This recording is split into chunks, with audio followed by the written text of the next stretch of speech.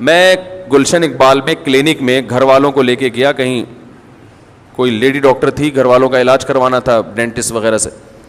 تو دو خواتین ایسے موقع پر نا بالکل ایسے لوگوں سے میرا واسطہ پڑتا ہے جو نہ بیان سنتے ہیں, بالکل ایک آزاد خیال, اس سے مجھے لوگوں کا مائنڈ پڑھنے کا موقع ملتا ہے کہ لوگوں کے دل میں کیا ہے.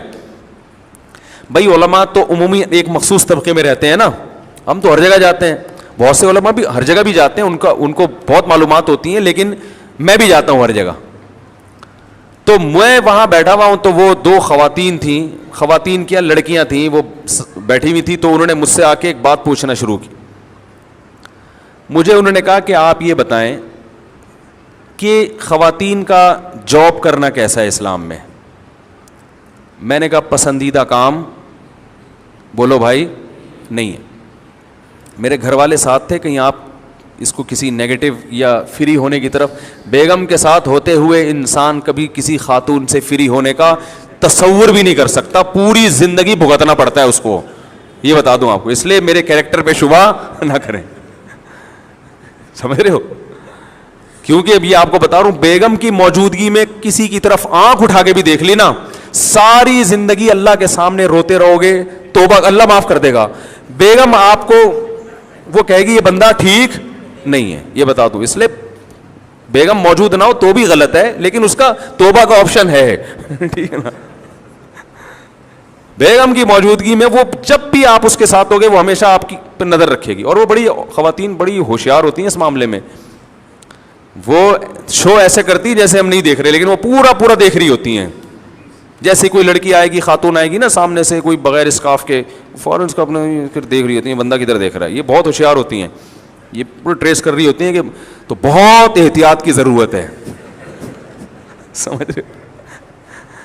تو گھر والے بھی تھے, تو وہ دو لڑکیاں تھیں, وہ گلشن اقبال کی, وہ آ کے کہنے, بلکہ شاید ڈیفینس کی تھیں, وہ کہنے لگی کہ ہم نہیں جاب کرنا چاہتے. ہماری خاندان کی جتنی خواتین ہیں اور لوگ ہیں ہمیں ٹارچر کر رہے ہیں کہ جاب کرو جاب کرو جاب کرو. حالانکہ ان کے بیان سے پتہ چلا کہ ایجوکیٹڈ فیملی سے ان کا تعلق ہے اور مالدار فیملی سے ان کا تعلق. تو میں نے کہا کیوں فورس کر رہے ہیں آپ؟ انہوں نے کہا ہم ذہنی طور پر اس کو کہہ لیں, حالانکہ وہ نہ پردہ کرتی نہ کوئی نماز کی بہت زیادہ پابند, لیکن ان کے ہمارا ذہن اس کو قبول, دونوں بہنیں تھیں, ہمارا ذہن اس کو قبول نہیں کرتا کہ اگر ہم نے جاب کی تو ہمارے لیے جو رشتہ آئے گا وہ ہماری جاب دیکھ کے آئے گا, اور ساری زندگی پھر ہمیں اپنے شوہر کے ساتھ. کتنی اللہ نے سینس دی. میں نے کہا یہ تو کوئی بہت ہی خاندانی خواتین ہیں, خاندانی بچیاں ہیں, جو اتنی سوچ جس کی طرف آج بڑے پڑھے لکھے لوگوں کا ذہن نہیں جا رہا. انہوں نے کہا مفتی صاحب یہ جو کلچر پھیل رہا ہے, مجھے وہ جانتی تھی یوٹیوب کے حوالے سے, کہ یہ جو کلچر پھیل رہا ہے نا خواتین میں جاب کا, انہوں نے کہا ہم ایجوکیٹڈ ہیں, بہت اچھی تنخواہ پہ ہم جاب کر سکتے ہیں, کھڑے کھڑے جاب ملے گی, لیکن آپ اللہ کا واسطہ ممبر پہ آواز اٹھائیں کہ یہ جاب کا کلچر خواتین کو برباد کر رہا ہے, مردوں کو اپاہج بنا رہا ہے یہ. کیونکہ جب جاب سب کریں گی تو مردوں کو پھر ایسی بیوی چاہیے جو کیا کرنے والی ہو. تو اس نے کہا پھر ہم شوہر کے گھر, اپنے ماں باپ کے گھر کو چھوڑ کر جائیں کیوں جب وہ کوئی ذمہ داری اٹھانے کے لیے تیار نہیں ہے. تو میں نے تو اپنے پھر جو واقعات میں نے صبح شام ہم دیکھتے ہیں سنتے ہیں وہ بیان کرنا شروع کر دیے. میں نے کہا بھائی ہمارے پاس جو کیسز آ رہے ہیں وہ کیسز صرف اتنے نہیں ہیں جتنا آپ بیان کر رہی ہیں کہ جاب کروا رہے ہیں, تھوڑے دنوں میں مرد اپاہج ہو کے گھر میں بیٹھ جاتا ہے, اور ایک آدھ بچہ ہو جائے نا پھر عورت کی مجبوری ہے شوہر کے ساتھ رہنا, پھر عورت کی مجبوری ہے. تو اب اگر کوئی بچی کہے گھر میں کہ میں نے جاب نہیں کرنی ہے تو اسے کیا تانے ملیں گے؟ انہوں نے یہی کہا کہ ہمیں لوگ کیا کہتے ہیں, پاگل ہو گئے, دماغ خراب ہو گیا, تمہاری تو اتنی اچھی تنخواہ, تم شوہر کے مجبور کیوں ہو رہی ہو ہیں, یعنی تم شوہر کی آمدن سے کیوں کھاؤ گی, اپنا کماؤ اپنا کھاؤ. فیملی سسٹم تو برباد ہو جائے گا بھائی, پھر اپنا ہی کھانا اپنا ہی کمانا ہے سب نے. تو ٹھیک ہے پھر گھر ور توڑ دو, اس کو کرائے پہ دے دو, گھروں کو ہوٹل بنا کے کرائے پہ دے دیں. بیگم صبح جاب پہ نکلے وہ اپنا کمائے, آپ صبح جاب پہ نکلیں آپ اپنا کمائیں, سمجھ رہے ہو. اور پھر آپ ان سے بولا کریں کہ کہیں بھی ملاقات کر لیں, کیا خیال ہے؟ یہ گھر کرائے پہ دیں, اچھا رینٹ پہ چلا جائے گا, یہ بھی کمائیں آپ, آدھا آدھا یہ بھی بانٹ لیا کریں. جب کمانا ہی اصل چیز ہے, گھر بار کچھ نہیں ہوتا, تو پھر کمائیں کمائیں کمائیں, جہاں اللہ موقع دے ملاقات کر لیا کریں, سلام دعا کر لیا کریں, ٹھیک ہے نا. ورنہ قائد اعظم کا مزار تو لوگوں نے ڈیٹنگ پوائنٹ بنایا ہوا ہے, آپ اسلامی ڈیٹ لگائیں, آپ بیگم کے ساتھ وہاں ملاقات کیا کریں, ہیلو ہائے کر لیا کریں. تو اس کے لیے پھر باقاعدہ پراپر گھر ہونا, اور بچوں کو آپ اس میں جمع کرا دیں. آج کل جو ایک ادارے بنے ہوئے ہیں وہ بچے بھی پال لیتے ہیں, تو وہاں پیسے جمع کرا دیا کریں, ہفتے میں بچوں سے بھی مل لیا کریں جا کے. تو ہفتے میں کبھی ایک آدھ دن میرا خیال ہے کوئی ہوٹل کرائے پہ لے لیں, وہ سستا پڑے گا. بڑا بہترین مشورہ دے رہا ہوں میں.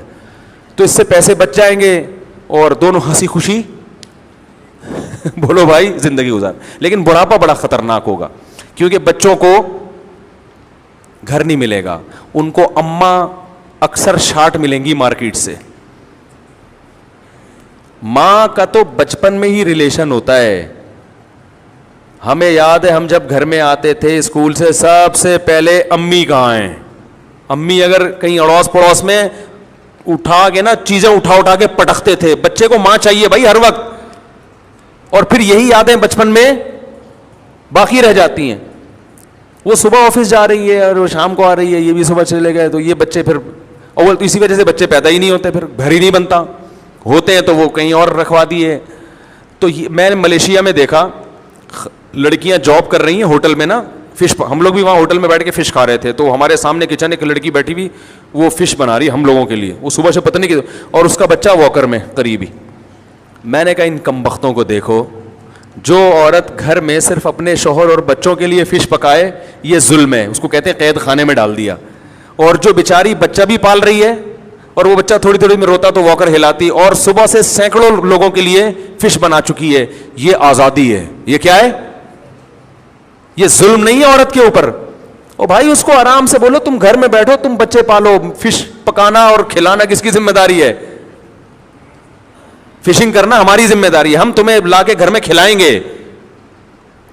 لیکن اس قسم کی باتوں کو لبرل لوگ پاگل پن اور دیوانہ پن کہتے ہیں یہ پرانے زمانے والی باتیں, یہ مولوی لوگ زمانے کے حساب سے چل ہی نہیں سکتے. تو جو تانا محمد صلی اللہ علیہ وسلم کو دیا گیا, آج وہ تانا براہ راست نبی کو تو نہیں دیا جا رہا, لیکن نبی کی تعلیمات کو فالو کرنے والوں کو مجنون اور دیوانگی کا تانا آج بھی دیا جا رہا ہے. تو جیسے قلم اور اس کی تحریریں گواہ ہے کہ محمد صلی اللہ علیہ وسلم دیوانے نہیں ہیں, اسی طرح یاد رکھو قلم اور اس کی تحریریں اس بات کی بھی گواہ ہے کہ جو نبی کو فالو کرنے والے ہیں وہ پاگل اور دیوانے نہیں ہیں.